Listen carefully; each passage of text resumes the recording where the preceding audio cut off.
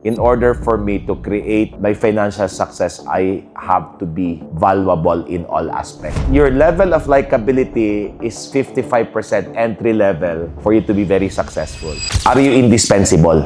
Of which, maybe at age 20, 21, na itatak na sa akin, the higher the value, the more you create money. And that's why up until now, the people who I met at that age literally cannot live without me. Literally cannot go on a vacation without me up until now. Is they cannot go to, and they have 3 sons, but yung trust nila sa mga anak nila is nasa level 5, level 6. Yung trust sa akin as nobody, as not even a blood, it's a level 10. Did that make sense? So which is naintindihan ko na at age 21, in order for me to create my financial success, I have to be valuable in all aspects. So which means, doon ko nakita yung number 1, yung likability ko, binago ko talaga. So sinabihan ako ng boss ko, okay, ayoko sa'yo, mataba ka. Kasi ayoko nakakita ng mataba, maitim ang leeg, mukhang mabaho. Right on there, tapos ayoko may kasamang mataba. Sinabi niya sa akin yon. So at that point, parang, oh shoots, alright. Pag gusto, yung mga mayayaman pala, I mean, successful people, they wanna hang around with good-looking people, true or true. So kung pangit ka, dala mo sa katawan. So at that point, naintindihan ko na yung likability. Clear? Which means, your level of likability is 55% entry level for you to be very successful. So whether you like it or not, okay, when you stand up on stage, your likability is 55%. Klaro tayo? So which is, I was doing anything and everything. In fact, kaya ako napalapit dito sa ultra-rich family ko, it's because siguro nag-advance na ako kasi mga bata pa sila and they were looking at nung at age 20, 21, pag naka-Armani ka na parang wow ka na, wow, grabe to. Right? At that point, tapos pag naka-diesel ka, as in, yun yung brand noon. So I was wearing that already and they were still wearing Bench. So they were asking me, ano yan? So at that point, yung 3 anak, nakadikit na sa akin kasi they really like me a lot because based on how I look, how I stand, how I actually portray myself outside. So whether you like it or not, okay, likability, money loves likable people. Agree or agree? Right? Pero likable ka lang, hindi ma-sustain yan. Number 2 is really what will sustain you is your connectability. That means the ability to let them feel that you care for them more than just the money you're getting from them. Do I feel that you care for me? Did that make sense? And maybe up until now, I still do this, right? When I'm there, people are just so happy and excited, right? Parang kumbaga, me and RDR, match na pareho kaming hinahanap, right? But my level of connectability is level really high. That maybe for some of you, you're still here up until now, even though you're not yet earning the amount of money that I said you'll earn, maybe because you feel that I care for you more than the transaction we have, true or true. And I was able to develop that, right? However, these 2 are useless not unless reliable ka doon sa kailangan nila. So, pwede naman akong reliable ang pagiging yaya sa 3 anak, di ba? Pero, bakit ang taas ng value ko? Kasi, pag sinabing may program, lahat ng program na alala ko, ako yung bida doon. Pag sinabing ballroom, ay, nako, champion ako sa ballroom. Inaral ko eh. Alam mo yun? Pag sinabing may pa-birthday, ako lahat ang gagawa niyan. Pag sinabing floral arrangement, as in lahat ng kaya kong aralin, inaral ko para gumaling, para maging valuable ako, para ako yung laging hahanapin. Na-addict ako doon, by the way. Okay? Pero hindi mo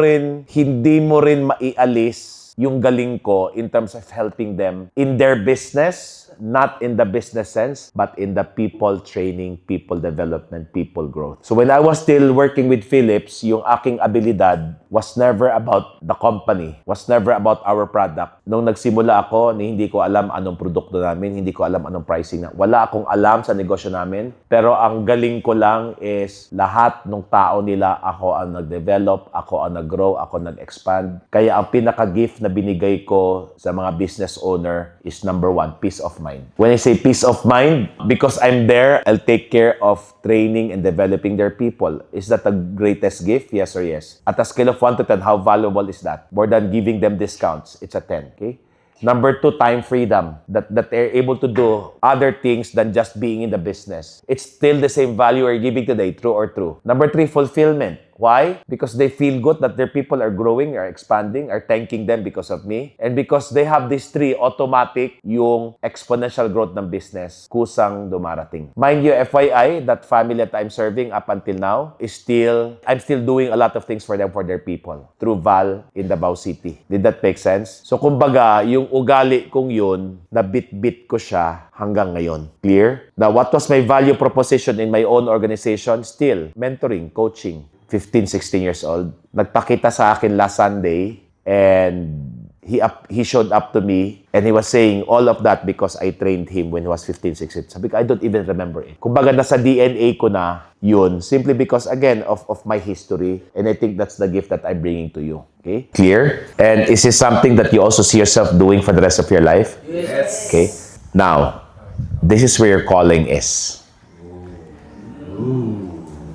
So calling is something that you're willing to do for the rest of your life, whether you're paid or not. But if you're really good at it, you'll be paid. So eto kasi, job, business, and career itong tatlo. Job, business, or career, it brings food at the table. Most of the time, you hate it, but because it brings food at the table, you're okay with it. But you are unable to do it for the rest of your life. You simply look forward to retirement. Calling is not retiring because this is something that you're called for on a soul level. Clear?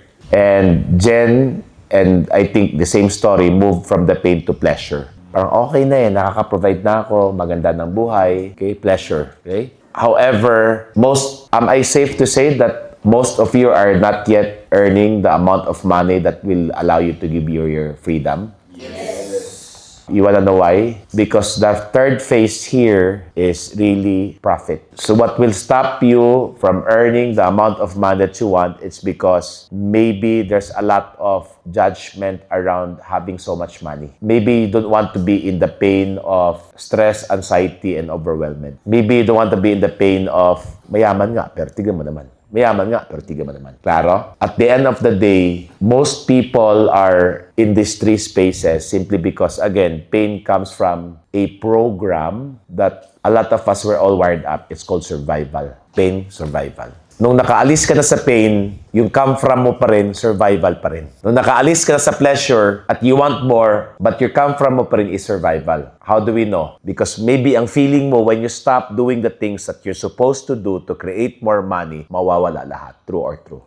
That people cannot stop. People cannot rest. That means being able to understand, okay, that success comes with high price. Sa profit. That's why maybe a lot of us already staying in the green mode because stable lang ako. Stability. Sucks lang. Did that make sense? Now, the reason why this is all happening simply because sa taas, stability. Because, again, we were all wired up that for you to earn money, you should do this, you should do that, you should do this, you should do that. Which means it's vehicle-based. And maybe the reason why I am where I am right now and I have no fear around whatever is going on externally, it's because maybe I have trained myself long enough, hard enough, not to focus on the tree, but maybe because I'm focusing on the last P, which is what you call purpose. Significance. Because when your come from is purpose and you continually create value around it, guaranteed it will be very profitable over time. Klaro ba? Guaranteed it will give you a pleasurable life so that we can help a lot of people who are in pain. So which means, balik na rin natin because a lot of people will say, kailangan practical, kailangan ko lang pera. Kaya ako to ginagawa, kahit hindi ko siya gusto, kahit pagod na pagod ako, kasi practical lang ako, kailangan ko ng pera. Oo nga, practical ka, kailangan mo ng pera. Kasi ang mindset natin, money is at the end all and be all. Money is just a result. And I think that's where I want you to start looking into because before looking into ways of earning money, I think the first thing I want you to understand is what will be my vehicle? What will be my channel so that whatever I want to create in my finances, it will just be a flow and ease. Clear tayo? So which means I want you to consider letter A in terms of earning money. Letter A, I want you to consider vehicle or channel. What vehicle or channel do I invest myself in that I can be very good at it that will bring me my financial freedom? Clear? So, but the vehicle or channel should not be focused on money alone, should be focused on your ikigai. That's letter B. So ikigai is all about ano yung gustong-gusto kong ginagawa. Kasi pag gustong-gusto mo ginagawa mo, trabaho pa ba yun? Hindi na. May retirement or wala? Wala. Pero kailangan din, hindi lang gusto-gusto, letter B, natural sa akin to. Diba, kunwari si Wendell, gusto